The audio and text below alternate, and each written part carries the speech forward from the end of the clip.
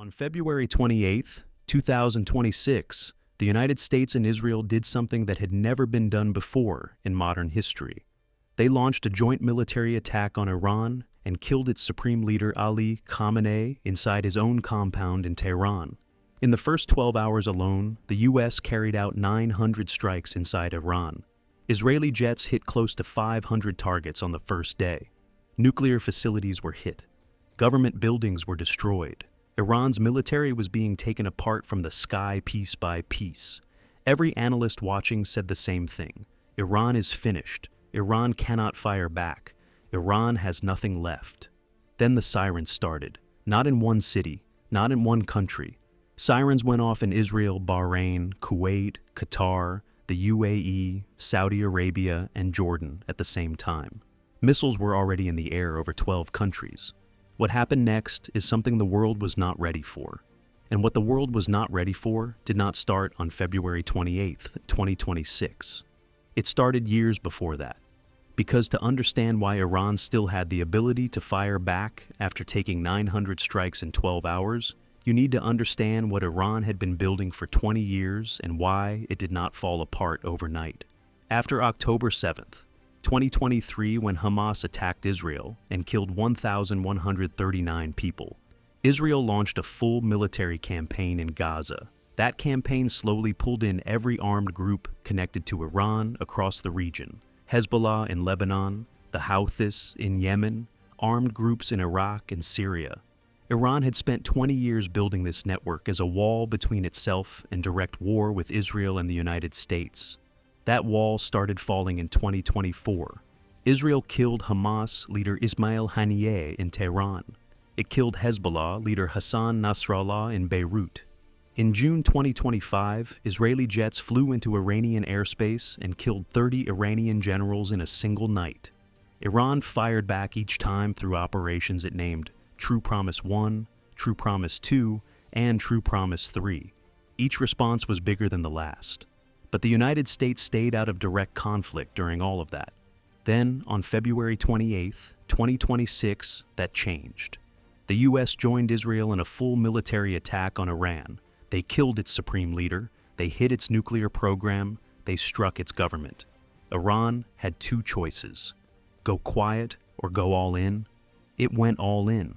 And what followed was Operation True Promise 4. This war should not be happening right now. Every signal said it would not. Nuclear talks were still going. The Omani foreign minister who was leading talks between Iran and the U.S. said just days before the strikes that good progress was being made. President Trump said publicly he was not happy with how those talks were going. Then the bombs fell. The United States named its operation Epic Fury. Israel named its operation Roaring Lion. Both started at the same time in the early hours of February 28, 2026. In the first 12 hours, the United States alone carried out 900 strikes inside Iran. The Israeli Air Force sent 200 fighter jets and hit close to 500 targets on the first day. The weapons used included Tomahawk cruise missiles, F/A, 18 Super Hornet jets, F-35 stealth jets, and B-2 bombers flying from Diego Garcia in the Indian Ocean. Supreme Leader Ali Khamenei was killed at his compound in Tehran on day 1. Senior military commanders and government officials were also killed in the same strikes. U.S. officials said their goals included destroying Iran's missile program, getting rid of its nuclear work, weakening its navy, and bringing down the Iranian government. The targets hit in the first days included the Natanz nuclear facility, the Isfahan nuclear site, the Fordo enrichment facility, IRGC command centers, missile launch sites, Iranian Air Force bases, Iranian naval ships, the state broadcaster IRIB, and Iran's parliament building. By March 10th, the U.S. military said it had hit more than 5,000 targets inside Iran. By March 12th, that number went up to more than 5,500 targets, including more than 60 Iranian ships. At this point, people watching the campaign thought Iran was close to total collapse. Then something shifted. Iran was not just taking the strikes. It was firing back at a rate that surprised everyone following the conflict. But before we get to Iran's full response, there is one detail from the U.S. campaign that the whole world could not ignore. The New York Times and CNN both reported that the United States accidentally hit an Iranian elementary school on the first day of the war. At least 168 children and 14 teachers were killed.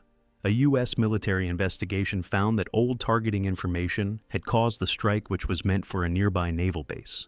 The story went around the world and added a heavy civilian cost to a campaign the U.S. had described as exact and careful. The United Nations called emergency meetings. Most governments asked for a ceasefire. The strikes kept going anyway.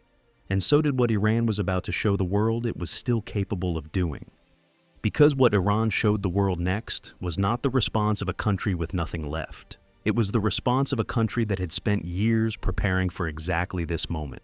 Iran used several types of ballistic missiles in True Promise 4. The Ghadar missile carries a warhead of between 650 and 1,000 kilograms. The Imad carries a 750 kilogram warhead. The Khaybar Shikan carries a 500 kilogram warhead. The Fatah is a hypersonic missile that travels above Mach 5, making it much harder to shoot down than normal missiles. These are not old or basic weapons. These are among the most advanced missiles that any country outside of the major world powers currently has. Along with the ballistic missiles, Iran sent Shahed 136 drones and the faster jet-powered Shahed 238 drones.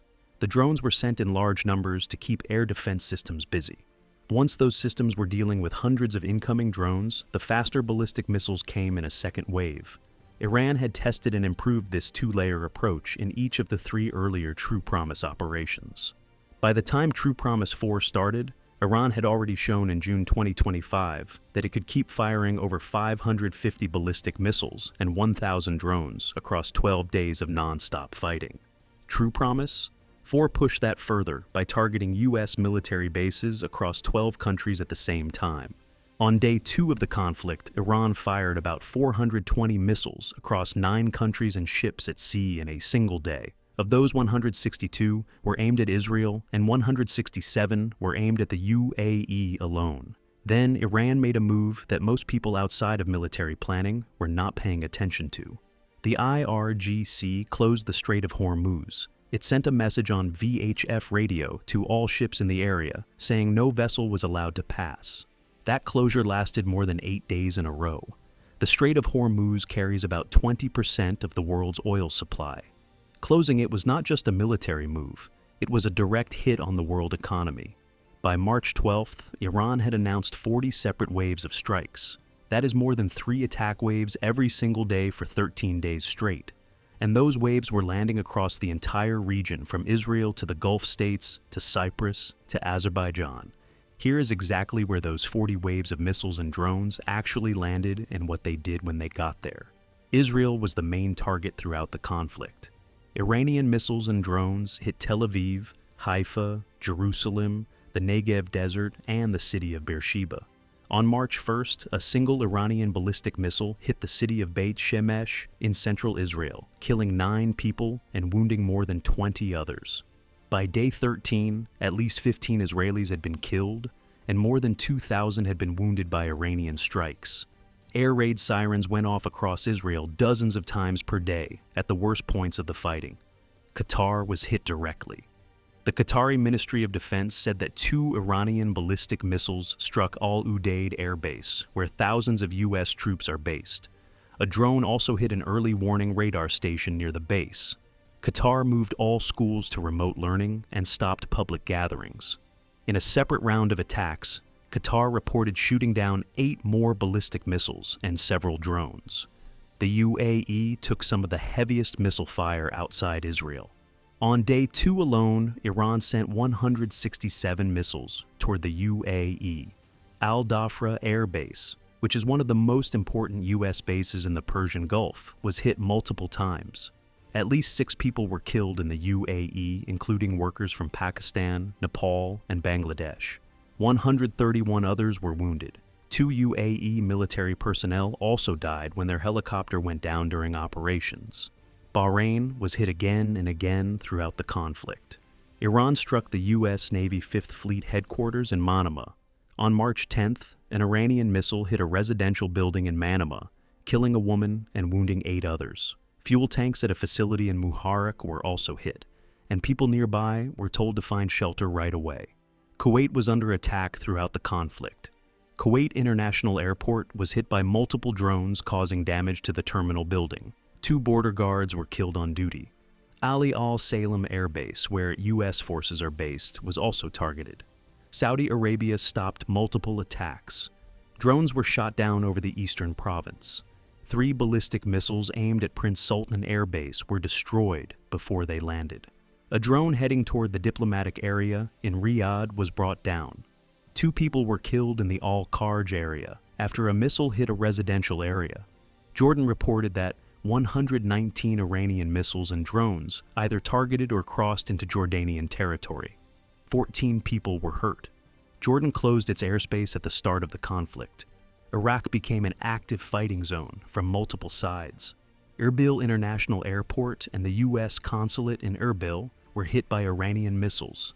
26 people were killed across Iraq, including militia fighters, an airport guard, and a civilian near Baghdad. U.S. and Israeli forces also struck popular mobilization and forces bases in Akashat and near Kirkuk, leaving more than 260 people dead, hurt, or missing. Britain's RAF Akrotiri base on Cyprus was hit by an Iranian drone. This was the first time a base connected to NATO forces was directly struck in this conflict. Alarms went off twice at the base while the UK defense minister was visiting. Azerbaijan reported that a drone hit the terminal of Nakhchivan International Airport. Another drone landed near a school. 2 civilians were hurt. Azerbaijan called in the Iranian ambassador and pulled its own diplomats out of Tehran. Iran had struck across 12 countries in 13 days. Now the question was how much of that the US and Israeli defense systems had actually stopped and at what cost. The United States and Israel had prepared for Iran firing back before the first strike was launched. The defense setup they had built since 2024 was the strongest in the region. But what this conflict showed was that even the best defense system in the world has a limit when it faces 40 waves of missiles and drones over 13 days. The main defense system used was THAAD, which stands for Terminal High Altitude Area Defense. The U.S. had already put 2 THAAD batteries in Israel before the 2026 conflict began. The first was placed after True Promise 2 in October 2024. The second arrived in April 2025. During the June 2025 conflict, those batteries helped shoot down 273 of the 574 missiles Iran fired at Israel. In True Promise 4, the United States fired more than 150 THAAD interceptor missiles and 80 SM-3 interceptors to stop Iranian attacks. That number was about 25% of the entire U.S. supply of THAAD interceptors. Defense experts said that restocking that supply would take about 1.5 years. This means that if another conflict started soon, the U.S. would go into it with far fewer defense weapons than it has today.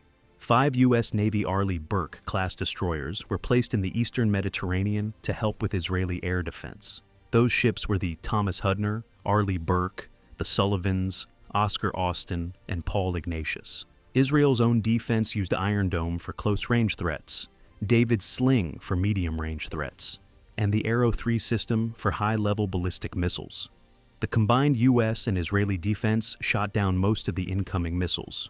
During the June 2025 conflict, only about 49 Iranian missiles had reached populated areas out of hundreds fired. But shooting down a missile requires firing an interceptor missile. Every successful defense uses up something that cannot be quickly replaced.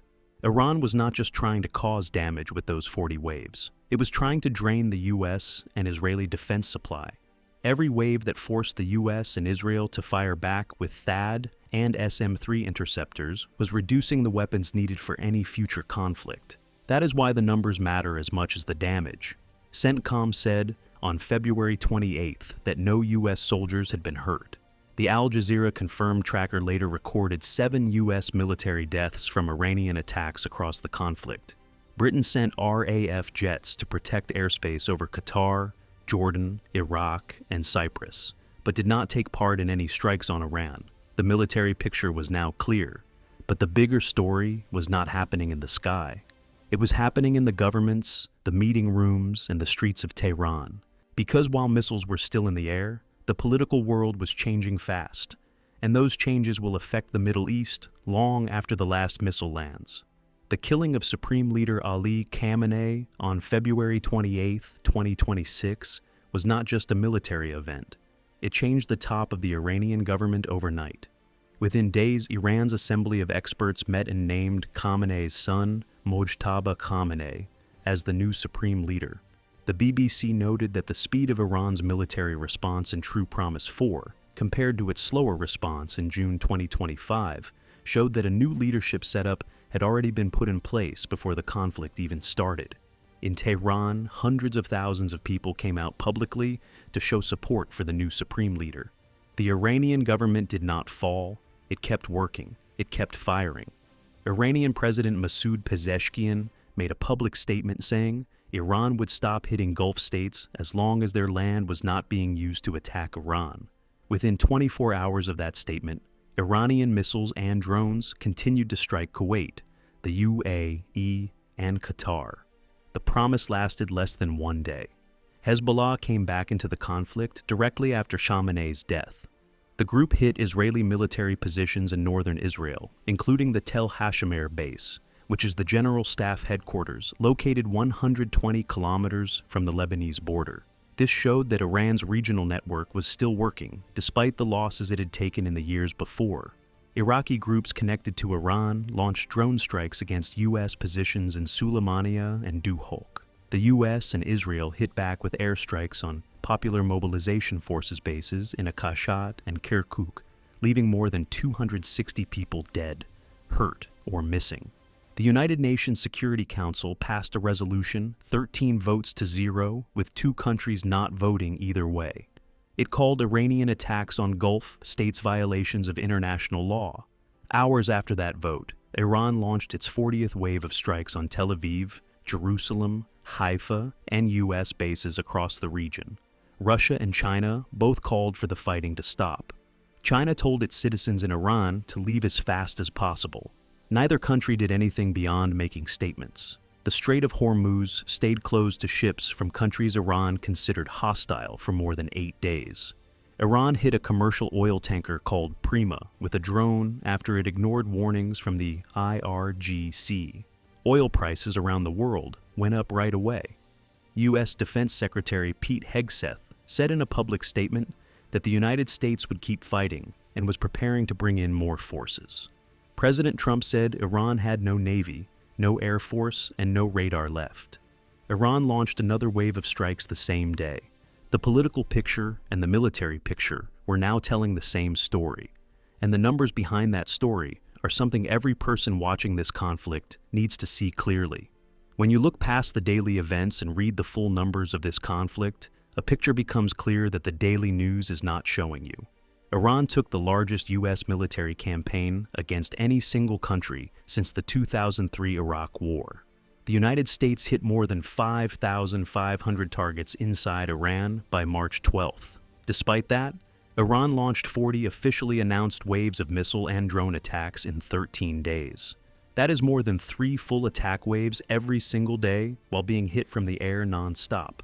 The human cost inside Iran was very heavy. Iran's UN representative Amir Saeed Iravani said that at least 1,348 Iranian civilians had been killed by March 13th. 55 health workers were hurt and 11 were killed, including 4 doctors, 2 nurses, and 3 emergency workers. Schools, hospitals, and historic sites were damaged or destroyed. Outside Iran, at least 15 Israelis were killed, and more than 2,000 were hurt by Iranian strikes. 7 U.S. soldiers were confirmed dead. In Gulf states, the death toll reached at least 17, with hundreds more hurt across Bahrain, Kuwait, the UAE, Saudi Arabia, Iraq, and Jordan. Iran fired hundreds of missiles at U.S. military bases across the region. The U.S. THAAD supply went down by 25%. Getting it back up will take 1.5 years. Iran hit a British military base on Cyprus. It closed the Strait of Hormuz for 8 days. It fired 40 waves of strikes in 13 days. The The numbers do not show a country that lost. They show a country that was being hit very hard from the air, while at the same time choosing to strike back at every U.S. military base within range and make the cost of this war felt across the entire region.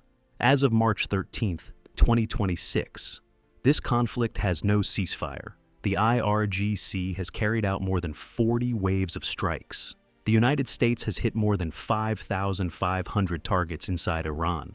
At least 1,348 Iranian civilians are confirmed dead. 7 U.S. soldiers have been killed. The Strait of Hormuz, which moves 20% of the world's oil, was closed for 8 days and was hit again after it reopened. This war is not over. It is running right now, and the next decision made in Washington, Tel Aviv, or Tehran will decide whether it stays at its current size or grows into something far bigger than anything the Middle East has seen in decades. If you want every update as this develops based on real numbers and confirmed reports, then subscribe to this channel right now. Share this video with anyone who wants to understand what is actually happening. The next update goes deeper.